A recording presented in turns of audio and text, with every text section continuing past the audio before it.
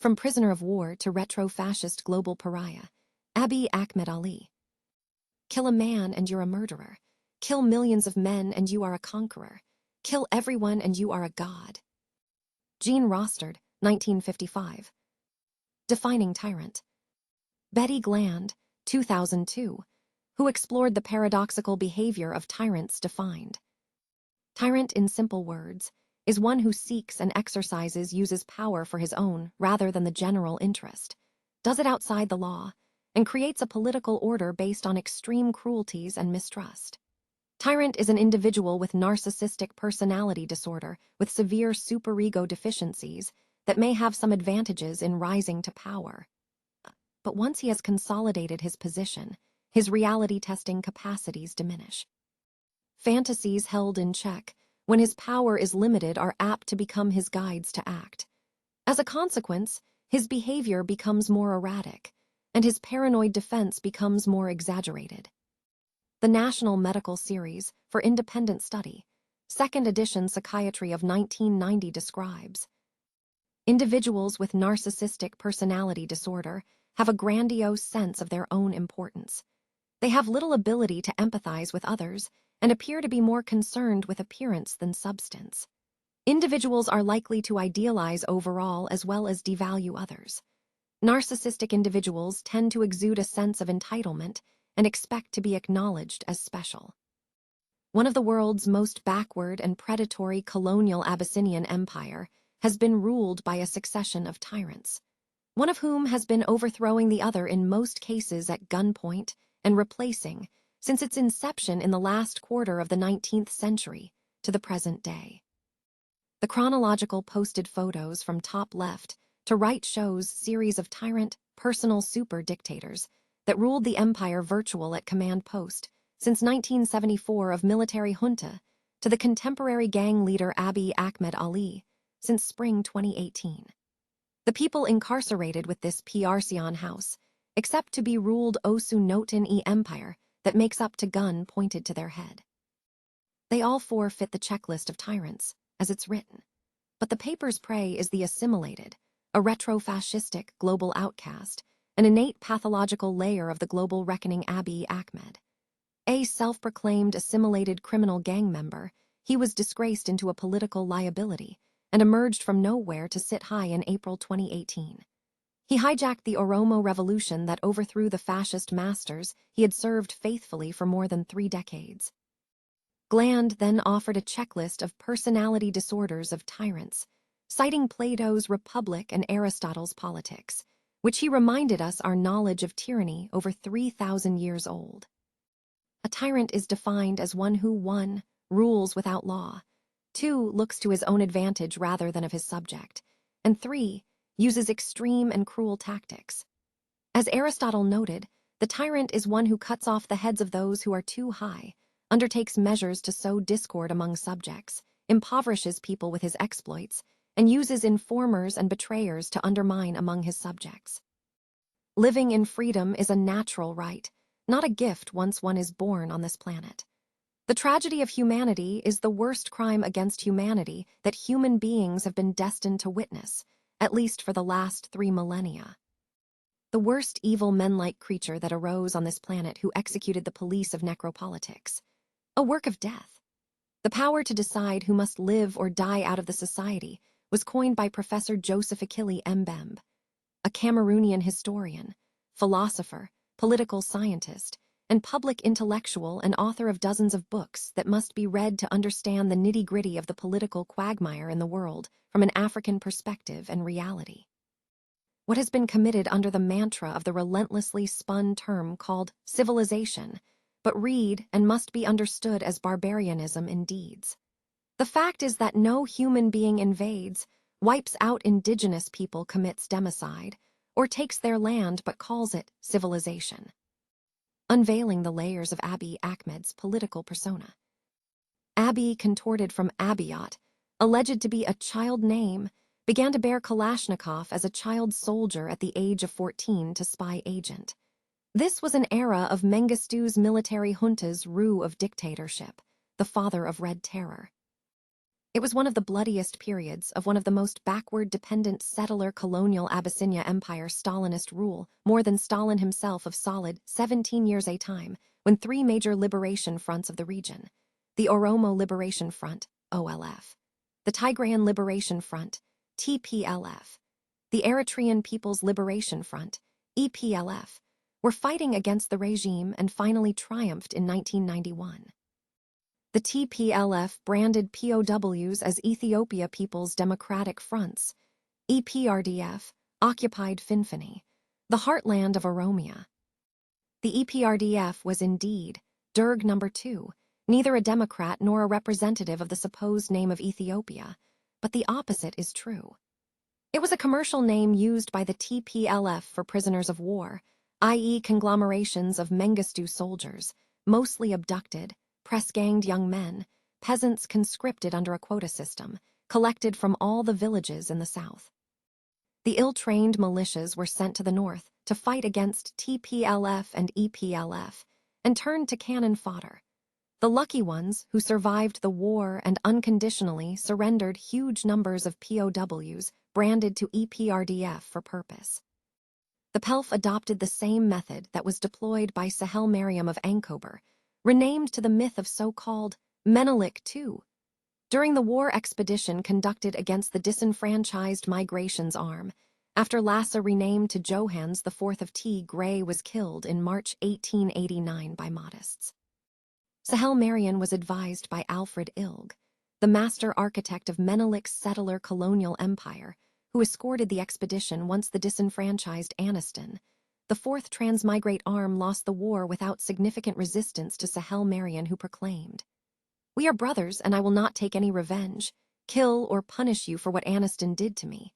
I apologize and let him rest in peace, and you all join me to invade the south, and I will promise you. You will be a land and slave owners once our germinate mission, literally mean terra nullify, moving with logic of elimination, invasion, occupation, and settlement was accomplished." They all joined him, and the settler genocidal war south to Ankober in earnest began, and the obligate European-dependent Abyssinian War that established a predatory settler-colonial empire was born.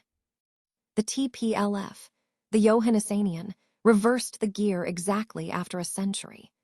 They baptized the conglomerates of their prisoners of wars as the Ethiopian People's Revolutionary Democratic Front, EPRDF, to serve as working horses in invading and occupying the south in the entire south of Tigray. A new terra for the TPLF rebels' enclaves in the Tigray Desert for 𝐾𝐽, 2 decades.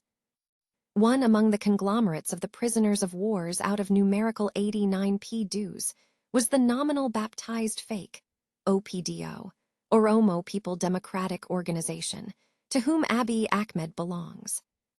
The TPLF invented them intentionally to be used against the strongest formidable OLF, with who they fought against the military junta triumphed, drafted, and signed what was called the Transitional Government's Charter, TGC, and officially adopted nominally the Federal Democratic Republic of Ethiopia.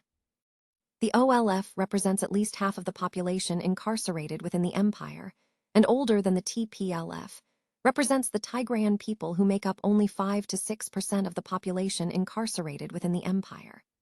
The TPLF rebels surely knew right from the beginning as they invented and branded the POWs as EPRDF, to supplant the entire genuine liberation fronts of the people of the south to Habesha proper. If the TGC was implanted and practiced on the soil, and an election was held as stated, the strange PELF Albanian version of Stalinists arrived from about 950 km far north, have zero chance to hold the power in Find, at the heart of Roma and other capital city of the great and ancient African nation of the Oromo people they knew. The TPLF that went to the Tigray Desert to liberate Tigray, as the name is self-explanatory, made a U-turn from liberator of Tigray to a defender of a predatory settler-colonial Abyssinia Empire under the mantra of a nominal name called EPRDF, under the command ruled by TPLF. The TGC, which turned out a dead-born child, as a period of transitional dictatorship to turn to a stable and finally a super-dictatorship. Their leader Meles Zenawi turned to another tyranny, a one-man rule monster, an analogy to Mengistu. He planned a policy analogy to analog to Nazi Germany and executed it. Waged war against the Oromo people to be wiped out and reduced to half of their demographic and territorial dominance within this prison house as the prime targets. Oromia, the richest land, the bread bucket, carries almost over 60% of the burden of the empire on her shoulders to be sold to greedy states and foreign enterprises with a value of a sandwich price per hectare. He turned to another unscrupulous tyrant until his last breath. Painted the Great Liberation Front of the Oromo people concerned as terrorists without slight's shame.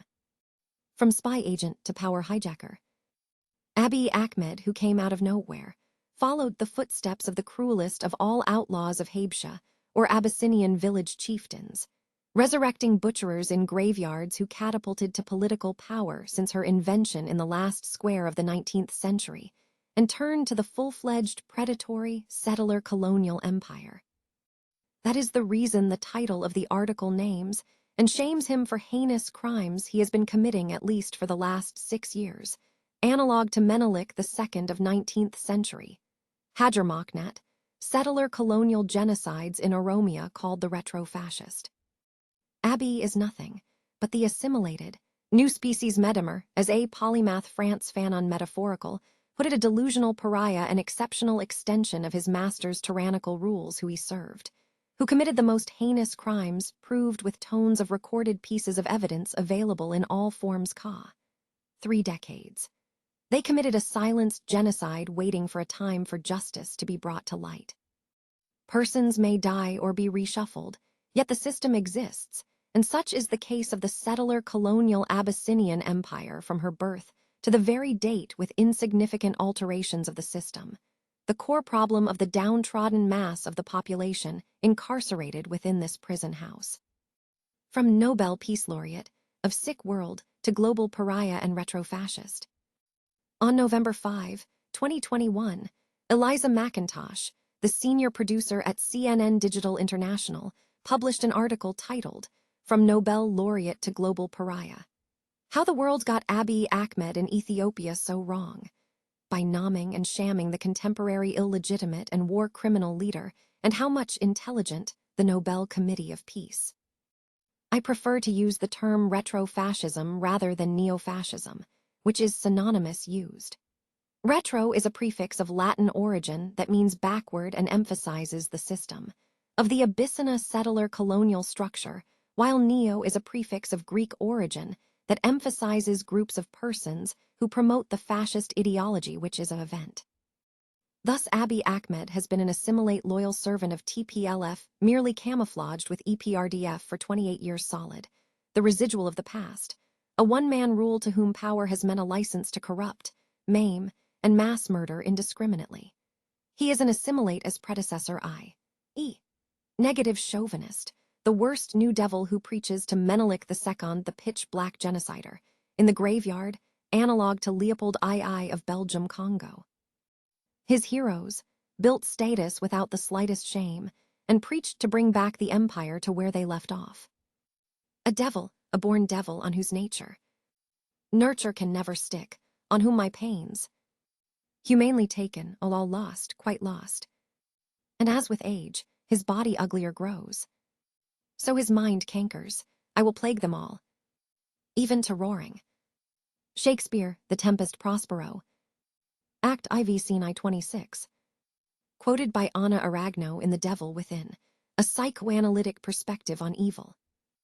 Abiy is the residual of the past, a one-man rule to whom power has meant a license to corrupt, maim, and mass murder indiscriminately. Mass incarceration, packing in prison concentration camps like sardine, torturing, rapping, executions, etc. turned their daily business throughout. He committed the most agonizingly, unforgettable, and irreconcilable crime against the great Oromo people. It has been the revolution of the great nation, Kiru's male and female Oromos. The revolutionaries, the custodians of a non-violent revolution that toppled the TPLF, merely camouflaged under the EPRDF tyrannical regime, armed to their teeth, who stood firm, arms crossed, against rolling tanks and loaded guns pointed at their foreheads.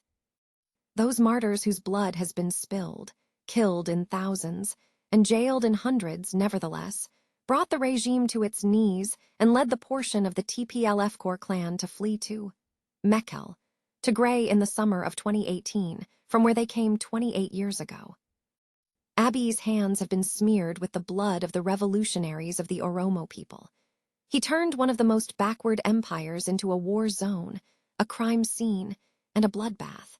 The dependent predatory settler-colonial Abyssinian empire into an open-air prison terra. The empire, where the mass downtrodden and helpless masses of the population that accounts for about 90 ethno-nationalities, with current population counts 130 million plus have been incarcerated. He planned a policy to execute, to turn back the most backward and barbaric empires to the 19th century. Abiy has been proved to be an innate pathological layer of global reckoning, a devil who made a 360 degrees turn overnight and came out as an angel in the spring of 2018. The challenge question is not to find him lying, but when and where he did not, and that is what an advantage that individuals with narcissistic personality disorder exploit when the opportunity is given. He hijacked the custodian of a non-violent revolution of the great nation, Kiru's, male and female, that toppled the fascistic regime. He turned the dream of the downtrodden masses of the population, incarcerated for centuries, hungry for freedom and liberation. Robert J. Lifton, the author of The Nazi Doctor's Medical Killing and The Psychology of Genocide, said, "This world is not this world." Abiy is an innate pathological liar able to sail, not at home alone but via seas and oceans. They purchased his lies blindfolded, ear-deafened, and even came to the stage to award a Nobel Peace Prize. The first, the worst shame of all shame in the global arena, and the Nobel Peace Prize Committee and the reputation of the title of peace. One observes that people compare the mistakes of the Nobel Peace Prize Committee that awarded the Nobel Peace Prize to Aung San Suu Kyi of Myanmar in 1991 with Abiy Ahmed Ali in 2019. That is a grave mistake of the incomparable. San Suu Kyi was nearly 15 years in detention between 1989 to 2010 for the struggle to bring democracy, and she was awarded while she was still under house arrest. Abiy, in contrast, was a member of the TPLF, merely camouflaged with EPRDF. As a de facto spy agent of the regime, now the Ox seems to forget that he was the calf of TPLF, a tyrannical regime of one-man rule, indiscriminate killing, massacres, packing the Oromos in prison concentration camps like Sardin, torturing, and rapping. Lists with no limits, looting, and land-grabbing turned their major and daily accomplishments. Rule of terror and horror, repression, targeted killing, blackmailing those who they free struggle for democracy. A basic human right they see as nemesis within the entire population incarcerated within the empire. What was called democracy meant to be a human right that a person has an inalienable right to elect, a voice heard. That is a suicide pill for the tyrants. Among them, those who struggled for democracy, a basic human right, the Oromos turned to their prime targets for obviously known reasons, as it has always been. They also targeted the people of the South who had similar, if not identical, historical faith within one of the most backward and barbaric empires on the planet since her invention and establishment. Trusted a devil clad as angel, a fatal errardum. It is unfortunate and a disgrace that in the mess of the political quagmire of the dying empire, those who trusted a blasted liar of the global reckoned, a devil within who came to the market of politics as an angel. A fatal erratum to those who danced to Abiy's music and joined him, allowed him to serve as a transitional caretaker to regret the most within months, turned his prey. Those publicists who batted an empty drum of verbatim with empty hands but big mouths, self-certified knowable. A tragedy was that they joined Abiy the delusional assimilate, whose dream is bringing the backward empire to the worst in the 19th century when the empire was invented. As in Oromo's expression, Beeknin you of Bararani, knowledgeability is only if you save yourself late alone your nation. The dependent settler-colonial Abyssinia empire was virtually invented, established, and maintained parallel to European colonizers in the Berlin Conference of 1884–85, the scramble for African resources, labor, and to avoid the pre-programmed clashes of interests and bloodbath on African soil. Henceforth, Abyssinia, the most backward empire on the planet, has been invented, established, and maintained as a mirror reputation of the greedy resource-less European colonizers, the genocidaries, wherever their ship docked and feet held. Abiy's heroes, the cruelest of all Habesha chieftains. The cruelest of all Habesha village chieftains like Tuadros, Menelik, Haile-Silas, half a devil and half Habeshas, turned the best client backed by Europeans with all that they desperately needed. Modern firearms, finance, advisories, mercenaries, etc. can conquer the entire South. These are the heroes of Abiy. Oromia is the largest, richest, and the powerful nation that carried the poorest empire. It is the only one who controls Oromia, and the placenta land of the Oromo people Finfini controls the entire empire and exploits the rich south to Abyssinia proper. The only reason why all Habesha political elites, half a devil and half Habeshas, and assimilates commit heinous crimes wherever their feet are held. They bite an empty drum on a 24/7 basis to maintain her status that established viral modus operandi since her invention as European-dependent settler-colonial empire in the Northeast Africa. For the last 3 years, the world has been intensively engaged in singularity with two tyrannical regimes, once they began a genocidal war crime respectively, and continued the very date. A blasted liar of global reckoning Abiy Ahmed, a war criminal operates with the zealous private name called Prosperity Party, a new code of retro-fascistic polices of the dream to be crowned as king surrounded by the conglomerates of offspring. Of the residuals of the Habesha settlers from within and diaspora, assimilates of all sorts, stomach politicians, mercenaries, betrayals, working horses, etc., by executing necropoli tie CS, power and legitimacy to kill. And decide who to live or killed, and the Oromos as primary targets indiscriminate killing assassination, eviction and regime-sponsored, terror, etc. Where is the ethos of genocide? Never again. The credo of the Universal Declaration of Human Rights, UDHR, Resolution 217, was adopted by the UN General Assembly in Paris 3 years after the end of World War II on 10 December 1948. A milestone document in the history of human rights, was born to avoid such atrocities. If it had not been turned into a dead-born child, the human tragedy genocides, ethnic cleansing, and war crimes the world has been destined to witness daily may have been not arrived to such an extent. The life of the most vulnerable part of society may at least be minimized. Tyrants have never been emboldened to commit crimes. The global pariah Colonel Abiy Ahmed, to borrow Eliza McIntosh's word, must have been arrested and handcuffed and brought to the right place to ICJ, The Hague in the Netherlands, in April 2018. He must have been sitting in the chair of Charles Taylor of Liberian, brought to the international courts for justice, and punished for the crimes committed for almost 3 decades. No, that was not done, but diametrically the opposite. Free, and continued his genocidal crime in Oromia daily. Where is the credo of UDHR? What do the collections of kleptocrats, the tyrants, nominal Democrats, etc. at 405 E 45th Cent, New York, USA do? Urgent act before it is too late.